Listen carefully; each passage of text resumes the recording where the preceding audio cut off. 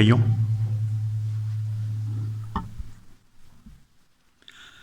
Seigneur, en ces temps troublés par la guerre, les maladies, les problèmes de tout genre, aide-nous à nous montrer actifs dans l'aide à tous, les défavorisés, les blessés par la vie. Sanctifie tous les hommes qui te cherchent. Aide chacun à être des témoins de ton amour. Sois maintenant avec ton serviteur qui parlera de ta part et permets que ces paroles renouvellent en nous l'espérance de ton retour en gloire. Amen.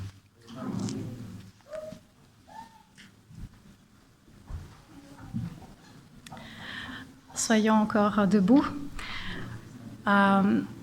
Les mots sont bien trop petits parfois pour exprimer notre amour, notre gratitude envers notre Seigneur qui nous donne tout.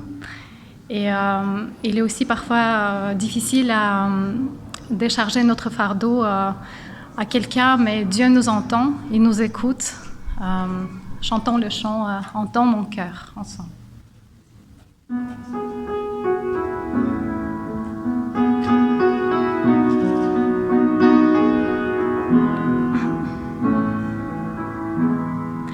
Comment expliquer et comment décrire un amour si grand, si puissant que rien ne peut le contenir. Tu sais de mes espoirs, c'est de mes craintes. Et mes mots sont bien trop petits pour dire tout l'amour que j'ai pour toi. Alors entends mon cœur, mon esprit qui te loue. Entends le chant d'amour d'un enfant racheté. Je prendrai mes faibles mots pour te dire quel Dieu merveilleux tu es. Mais je ne pourrai pas te dire combien je t'aime. Alors entends mon cœur. C'est tout comme la pluie, les mots pourraient couler. Et si j'avais l'éternité, je ne pourrais pas l'exprimer. Mais dans les battements de mon cœur, tu entendras toujours. Merci pour la vie, pour la vérité et pour le chemin. Alors entends mon cœur, mon esprit qui te loue. Entends le chant d'amour d'un enfant racheté.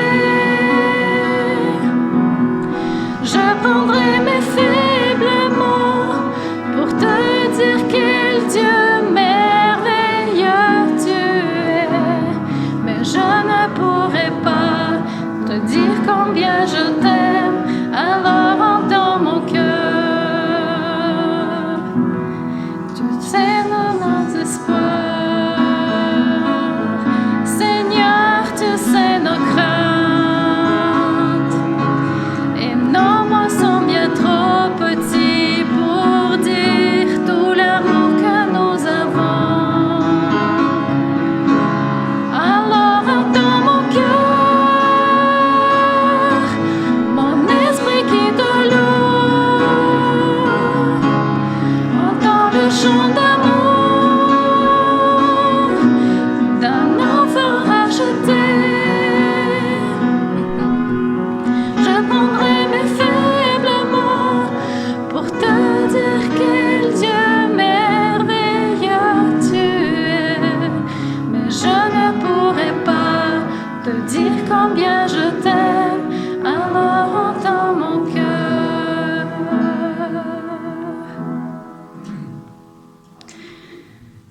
Dieu est le donneur de tout, il a le souffle de la vie, mais il peut aussi nous donner la paix.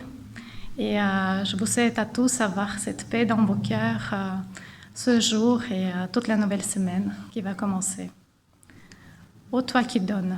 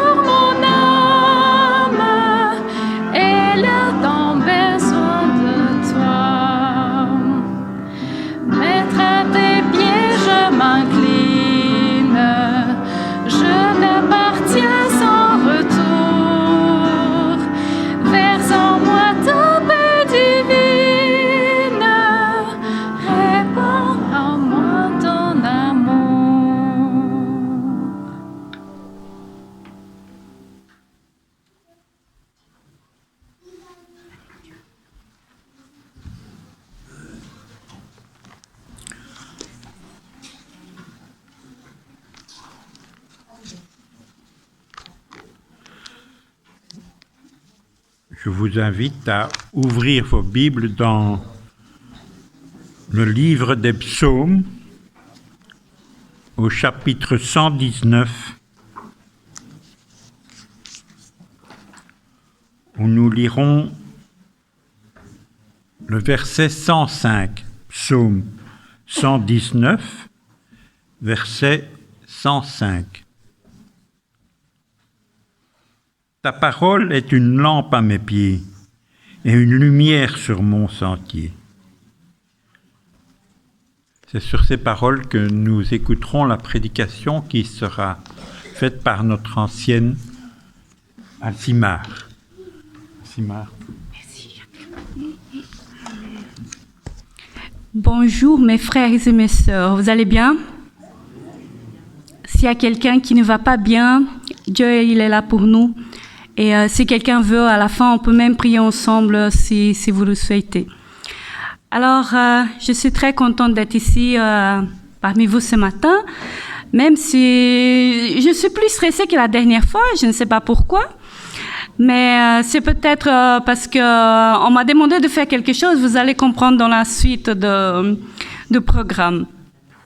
Alors, ce que Jacques vient de dire, pour moi, c'est quelque chose de très important et normalement, ça doit être aussi pour nous les chrétiens. C'est quelque chose d'unique, d'important et de vital. Si nous ne venons pas chercher ce qu'il y a ici dans la parole, nous allons mourir, nous allons nous dessécher.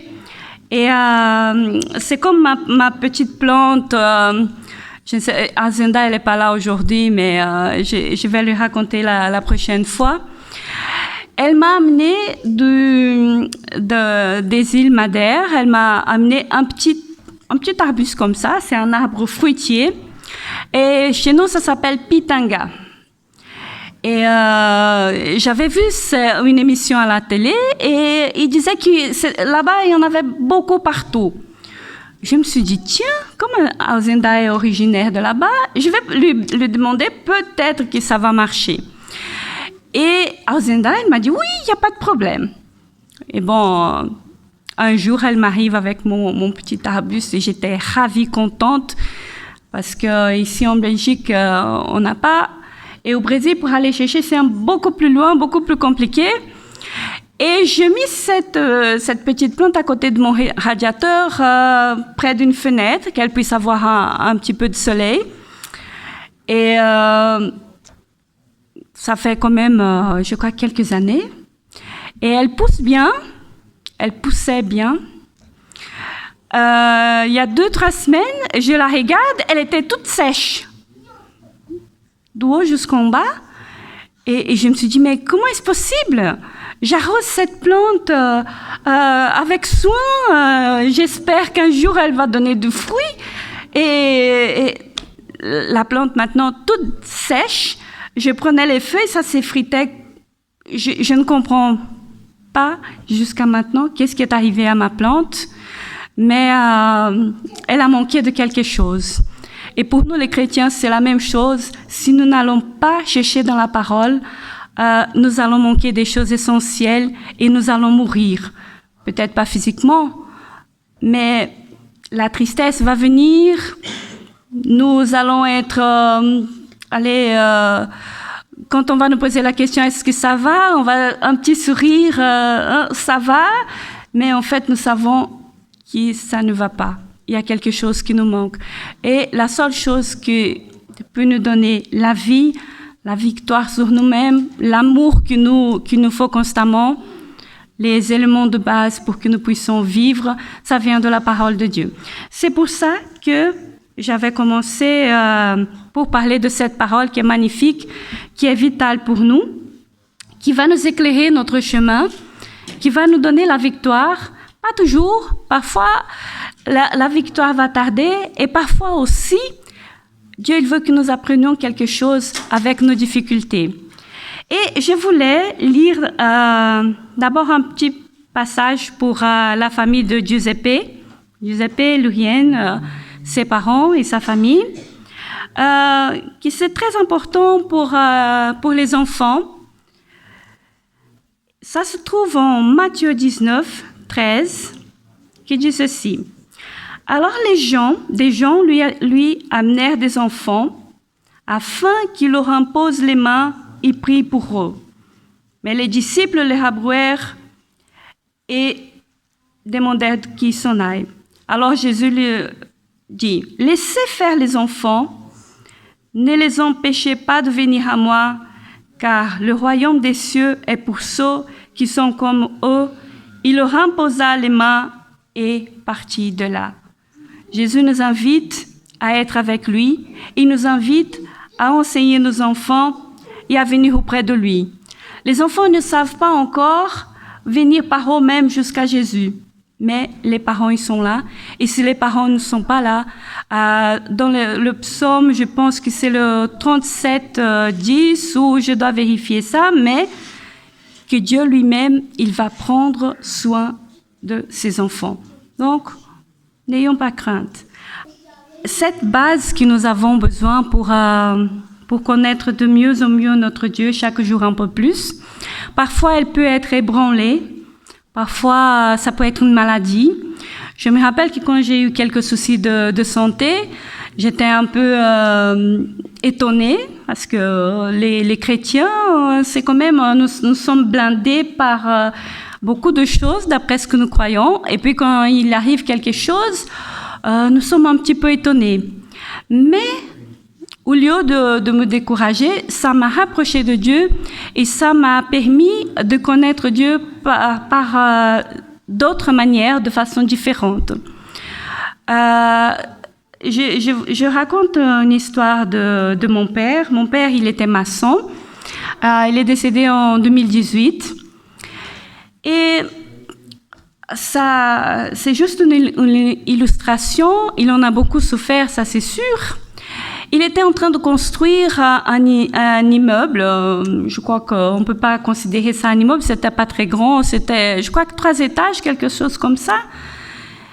Et les choses se passaient bien. Il était, je crois, au 12e étage à ce moment-là.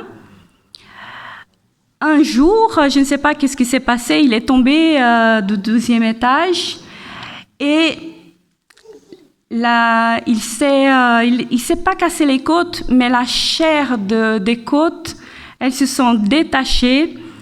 Et alors, à ce moment-là, pour respirer, pour faire tout ce que nous faisons d'habitude avec aisance, ce n'était plus possible. Et c'était avec des grandes douleurs qu'il se levait de son lit pour pouvoir manger. Tout allait bien. Il était en train de construire son petit immeuble, travaillait bien, il aimait bien son travail. Et une minute après, il était par terre et il fallait se soigner. Et c'est comme ça aussi qui arrive avec nous. Parfois, nous avons des croyances, nous croyons que la parole, elle est comme ça, comme ça et comme ça. Et quelqu'un d'autre vient peut-être qui c'est un petit peu plus bleu, un peu plus chaud, un peu par-ci, un peu par-là.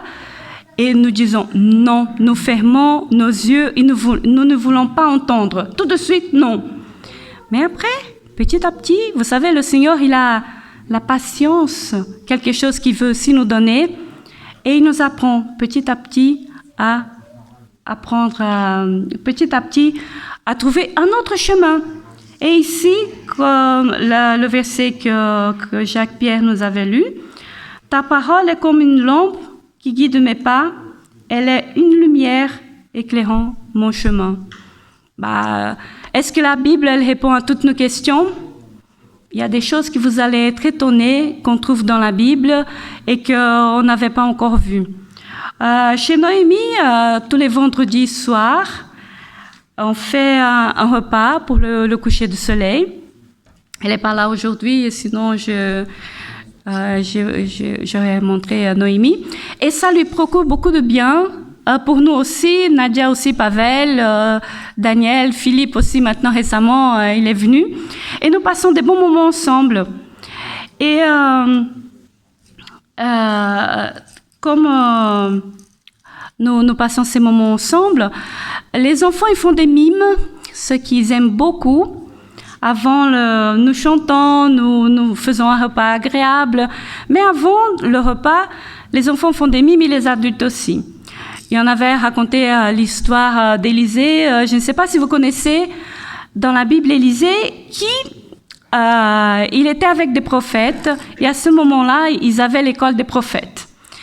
Ils n'avaient pas beaucoup de moyens pour le repas de midi. Un des prophètes a une idée. Il est allé ramasser des choses, que je vais vous dire le nom, des choses dans les champs. Il a fait une soupe. Et au moment de boire la soupe, ils se sont rendus compte qu'elle était empoisonnée, elle était immangeable. C'était une soupe de colocynte. Vous avez déjà entendu parler des colocyntes? C'était un légume empoisonné, donc on ne va pas goûter. Mais des choses comme ça. Mais si on ne lit pas la parole, nous n'allons pas voir toutes ces merveilles qui sont cachées dans la parole. Et si nous ne fouillons pas un petit peu, nous n'allons pas la trouver. C'est comme pour la perle de grande valeur qu'on avait trouvée. Cette perle, on ne va pas la trouver si on ne la cherche pas. Et comment est-ce qu'on peut faire ça? Je crois que nous avons tous la réponse. C'est comme, j'ai déjà parlé dans notre groupe de temps en temps, nous avons un gros paquet de frites bourré de mayonnaise, une jolie pomme ou une banane à côté, et nous ne voulons pas faire du tort à notre santé, nous ne voulons pas grossir. Quel est le choix évident que nous devons faire? On pouvait demander aux enfants, on n'a pas beaucoup d'enfants aujourd'hui, et nous devons faire des choix.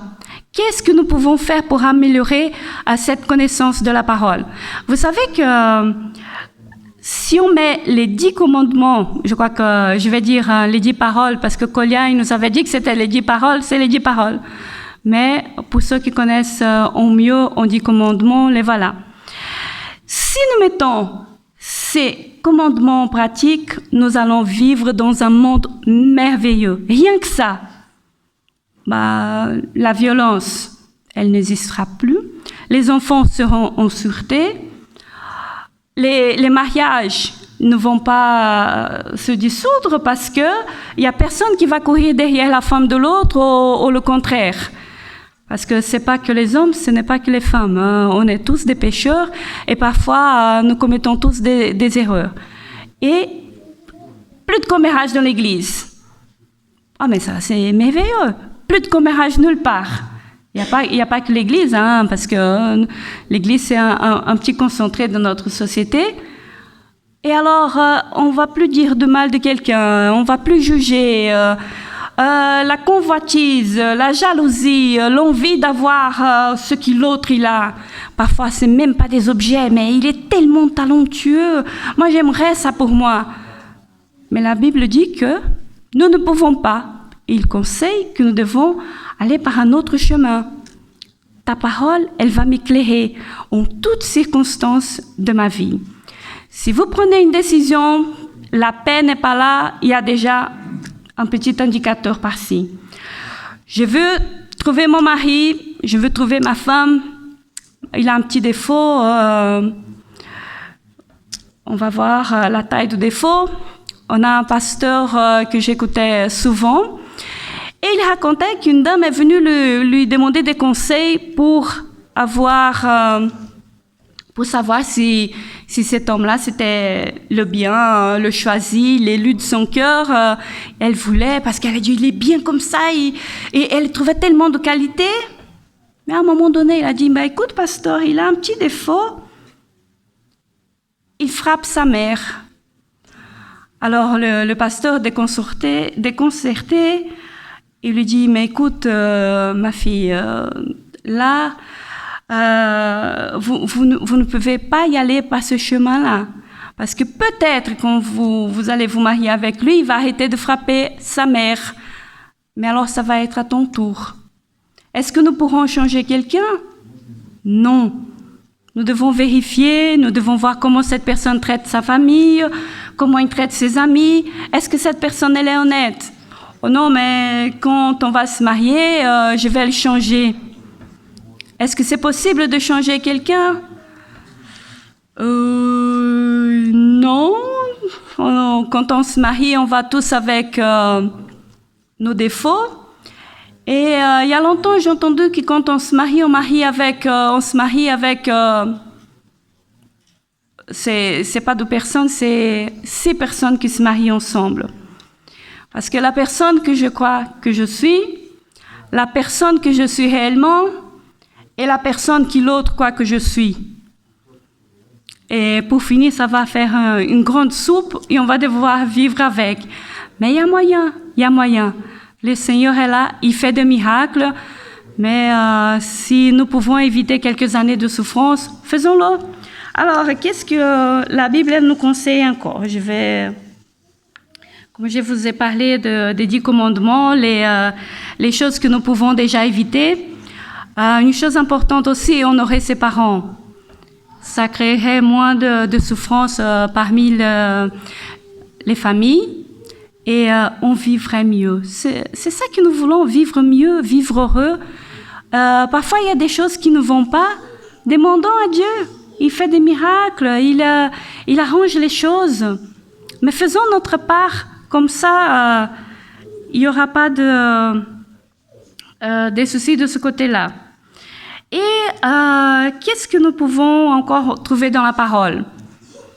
La Bible dit que nous ne devons pas prêter aux autres, ne pas être aval de quelqu'un. C'est dans Proverbes. Il nous donne une série de conseils dans Proverbes. C'est un livre magnifique. Si vous n'avez pas encore lu, commencez à y aller jusqu'au bout. Il nous demande de ne pas être paresseux. Il demande d'aller voir comment les fourmis travaillent tout le temps. Hein. Ils ne s'arrêtent pas, ils n'ont pas de général, mais ils font le travail. Chose étrange, je crois que je vais dessiner des fourmis sur le mur de ma maison et je vais montrer aux filles. Mais je crois que je n'aurai pas besoin parce que cet été, on a des fourmis qui commencent à rentrer dans la maison et ça va alléger les souffrances. Alors, encore des conseils, des priorités que le Seigneur nous demande. Une exhortation à ne pas se venger. À une époque, on m'avait piqué mon amoureux et j'étais malheureuse comme tout. Je voulais me venger et je n'acceptais pas.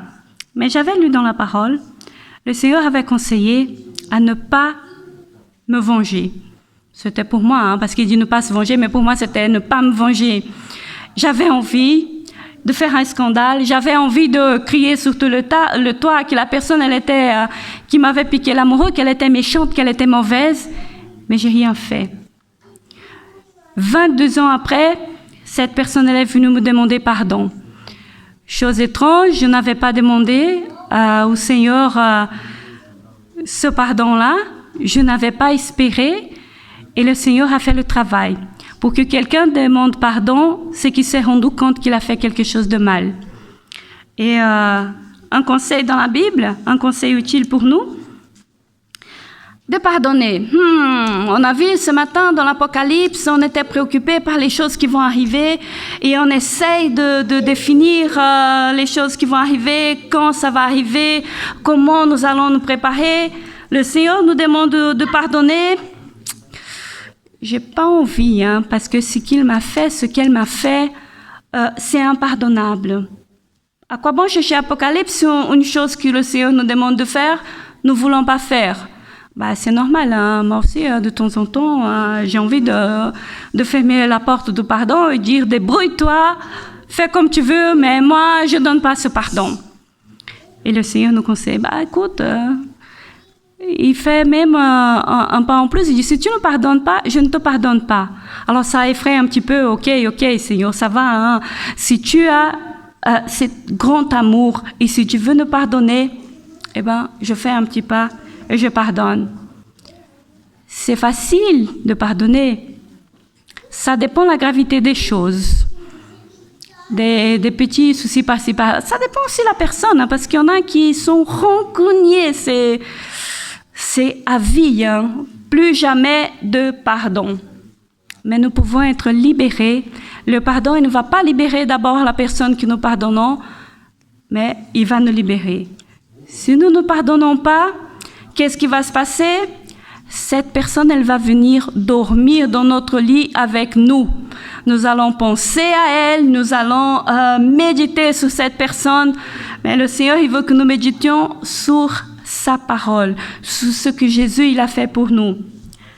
Aimer, c'est facile de temps en temps. Moi, j'aime Giuseppe, j'aime sa famille. Et sa famille m'est très chère, mais ils sont toujours gentils avec moi. Ils sont magnifiques. C'est facile de les aimer. Mais des personnes qui viennent me critiquer, me juger et dire « ça ne va pas, tu fais comme ci, comme ça, comme ça ». Et la liste, elle est longue. On va se dire « qu'est-ce que c'est compliqué cette personne, alors on porte déjà un jugement. Elle est mauvaise, je ne veux plus m'approcher. » Et parfois, c'est la souffrance.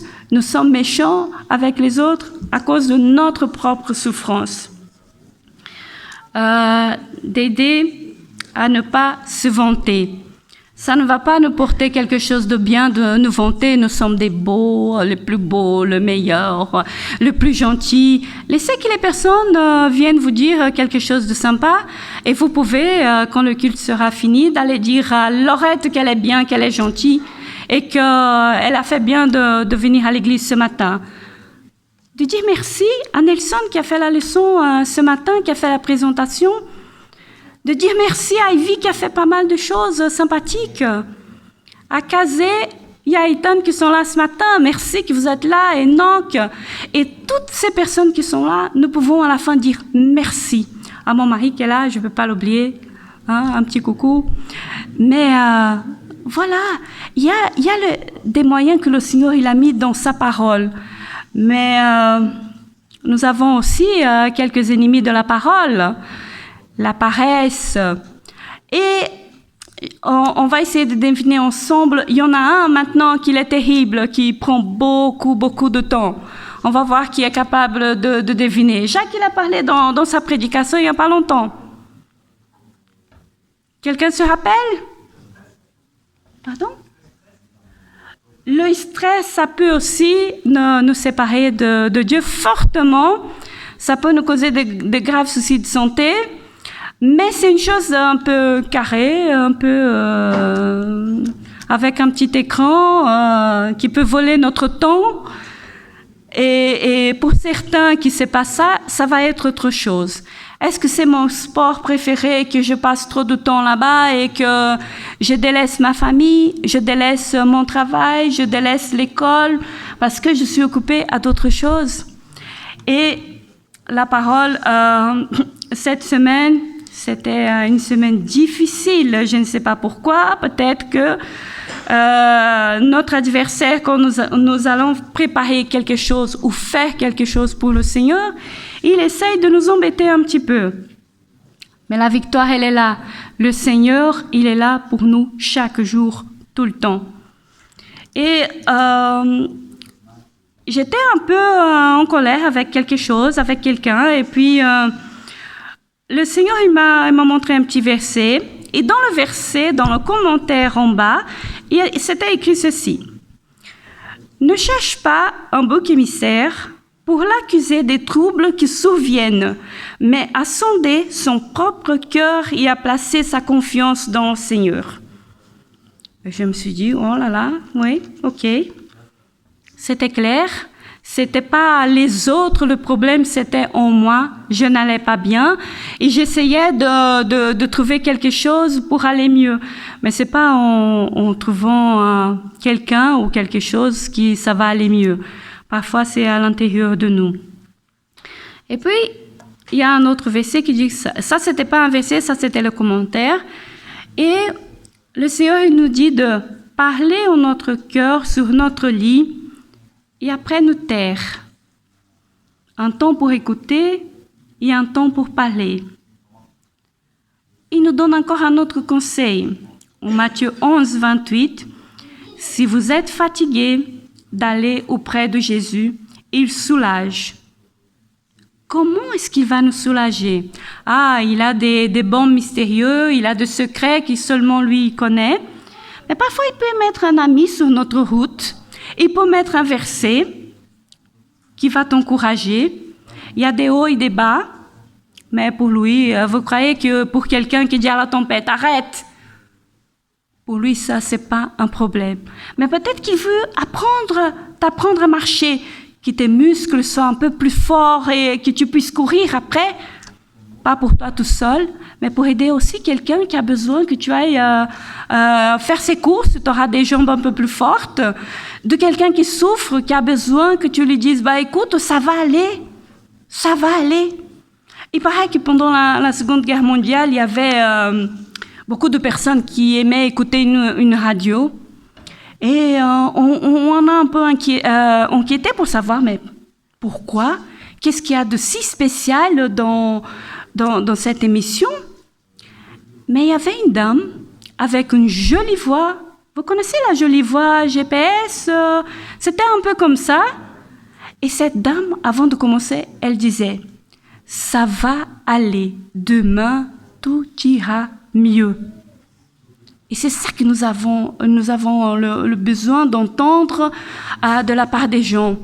C'est pas la taille de ta robe, c'est pas tes cheveux, ton maquillage, tes boucles d'oreilles, qui sais-je encore, je sais pas, peut-être t'as mis d'autres choses jolies pour essayer d'être bien, pour essayer d'être à son avantage.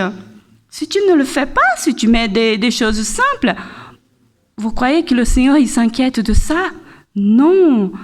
Il est là pour nous sauver, pour nous aimer, pour nous garder et pour nous amener sur le bon chemin. La parole, elle est là pour nous instruire et nous pouvons chercher beaucoup de conseils. Rien que ce petit conseil d'aller à Jésus quand on est fatigué. Nous pouvons aller nous asseoir quelque part dans un parc et dire, Seigneur, tu vois... cet homme, cette femme, tu vois mon boulot, tu vois mes enfants, mes petits-enfants, ou alors une belle fille qui n'est pas gentille, ou un beau-fils, je ne sais pas, on est agressé de tellement de sortes, et tu peux parler avec le Seigneur dans un parc, je ne sais pas, dans ta chambre. Et si dans un parc ça te dérange, mettez des écouteurs, vous allez parler, gesticuler, et les gens, ils parlent au téléphone, c'est normal aujourd'hui. Mais de se décharger sur lui, d'être sincère. Et ce matin, je voulais être aussi sincère avec vous tous, parce que moi, il y a des jours où j'ai pas envie de lire la parole. Pas envie. Je suis triste, je suis fâchée, je suis fatiguée, et j'ai pas envie. Mais je la lis quand même. Pourquoi? Est-ce que vous faites tout ce que vous avez envie tous les jours? La plupart du temps, on n'a pas envie un lundi matin d'aller à l'école, d'aller au travail, d'aller voir ce client qui est difficile, qui n'est jamais content avec rien. Oh là là, Seigneur, aide-moi. Miséricorde, pitié, parce que j'ai envie de faire des choses pas sympas. Mais la Bible, elle nous dit qu'on ne peut pas dire des gros mots et qu'on ne peut pas médire. J'avais aussi noté ici. Et comment on fait si on ne peut pas dire des gros mots? Pourquoi le Seigneur il nous conseille toutes ces choses? Parce que c'est le bien, le mieux pour notre vie. Nous sommes un peuple qui nous sommes en train de nous préparer pour aller avec lui. On n'a pas encore vu Jésus en vrai, mais on peut le ressentir dans nos vies. On peut ressentir dans nos amitiés. Certaines personnes, elles nous regardent, elles ne nous aiment pas d'office. Pourquoi? Il y a certaines personnes qui ont déjà le mal en elles et elles ne supportent pas ceux qui sont avec Jésus. Il a été persécuté, nous serons persécutés nous aussi. Mais la victoire est là. Jésus, il nous a promis qu'il serait avec nous tous les jours de nos vies, jusqu'à la fin du monde. Et la fin du monde, il y a un renouvellement, un nouveau recommencement. Les choses vont aller bien pour nous, les choses vont bien se passer. Il y a des choses qui vont arriver. On va être pris par le deuil, par des moments difficiles. Parfois, ça va être au niveau économique. Les factures sont un peu plus lourdes. Et on se demande comment est-ce qu'on va faire. Mais il ne faut pas oublier, le Seigneur, il a ouvert la mer. Il ne va pas ouvrir la mer tous les jours. Ce n'est pas tous les jours que nous avons besoin que la mer s'ouvre devant nous. Mais nous avons besoin d'autre chose. Et ce Dieu, il est fort, il est capable de nous aider en toutes choses. Ne doutons pas de ça, parce qu'il vous sera fait selon votre foi. C'est les petites. Demandons à Dieu, et je crois que nos foi, elles sont toutes petites. Le grain de moutarde, il est minuscule. Mais Jésus, il a dit que nous avons une foi de grain de moutarde, nous pouvons déplacer des montagnes. Vous voyez des montagnes se déplacer? C'est que nous avons encore allé auprès de Jésus, demander de l'aide, demander qu'il vienne à notre secours. Je prie pour que le Seigneur puisse mettre dans le cœur de chacun à chercher Jésus et à le trouver. La parole est là, il y a beaucoup de conseils. Si vous n'avez pas envie, commencez à lire beaucoup la parole sans avoir envie. Un verset par jour, et vous allez voir que cette parole, elle va régénérer, elle va consoler les cœurs brisés, ceux qui sont dans des difficultés. Et ceux qui n'ont pas de problème, qui sont heureux, réjouissez-vous et parlez aux autres. Mais ayez la patience d'attendre ceux qui ne sont pas encore comme vous dans la joie. Que le Seigneur vous garde, que le Seigneur vous met cette joie dans le cœur. N'oubliez pas qu'il est là et qu'il faut lire la parole de Dieu. Cette parole, c'est la lampe pour notre tête, pour nos pieds, qu'on puisse marcher, qu'on puisse voir ce Seigneur qui veut te sauver. Que le Seigneur vous bénisse au nom de Jésus. Amen.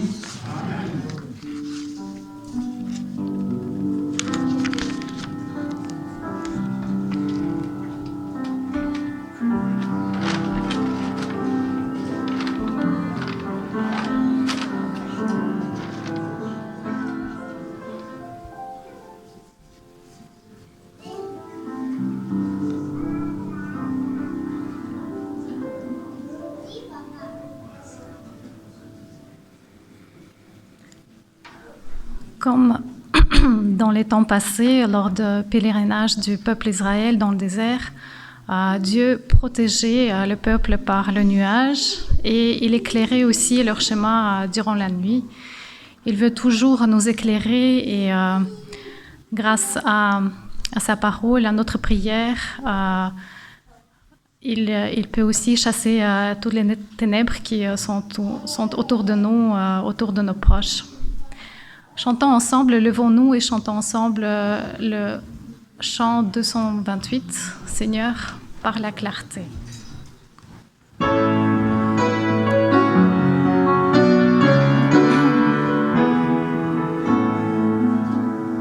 Seigneur, par la clarté de ton amour, chasse l'obscurité qui nous entoure. Jésus, toi la lumière qui nous éclaire, vérité qui nous guide et nous libère. Brille sur nous.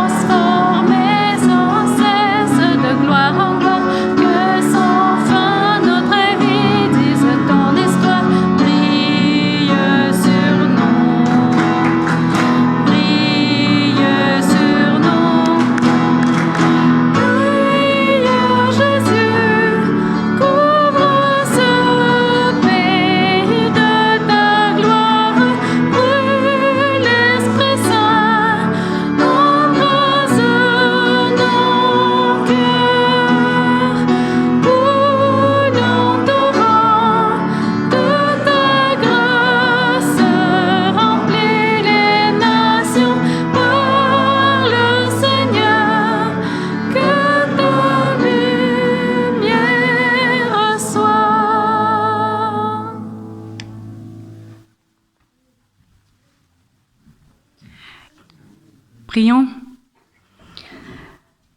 Père, nous sommes là ce matin parce que nous voulons chercher ta face, nous voulons chercher tes conseils, nous voulons t'écouter, même si parfois nous sommes difficiles à faire ce que tu nous demandes.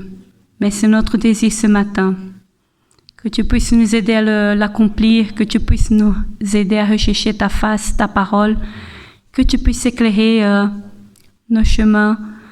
Et les chants que nous avons chantés ce matin, ils montraient bien que Jésus, il va briller, qu'il brille, et que pour nous, c'est ça le plus important. Seigneur, garde-nous cette journée, et que cette semaine puisse être différente de la semaine précédente, qu'on puisse se rapprocher un peu plus de toi, et qu'on puisse parler de toi aux autres personnes qui nous entourent. Mais c'est pour toutes les personnes qui ont travaillé ce matin pour que ce culte puisse être fait, pour ceux qui ont prié, pour ceux qui ne savent pas faire quelque chose, mais qui prient, bénis-les, Seigneur.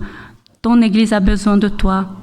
Que tu puisses bénir ceux qui ne sont pas là aussi aujourd'hui, mais que tu fasses ta volonté dans nos vies. Père, nous sommes là et nous voulons du changement dans nos vies. Nous ne voulons pas des améliorations, mais c'est toi qui changes, c'est toi qui consoles, c'est toi qui guéris. Et c'est toi qui nous donnes la vie. Merci pour cette vie. Merci pour nos enfants que tu nous as confiés. Garde ces préciosités, Seigneur, dans ta main. Et aussi que tu puisses bénir les personnes qui sont malades, qui ont besoin d'une consolation, qui parfois se sentent seules. Que tu puisses les consoler, les garder dans ton amour. Merci, Père, pour tout ce que tu fais pour nous. Gloire à ton nom, au nom de Jésus. Amen. Réunissons nos voix pour le dernier chant. Père, unis-nous tous.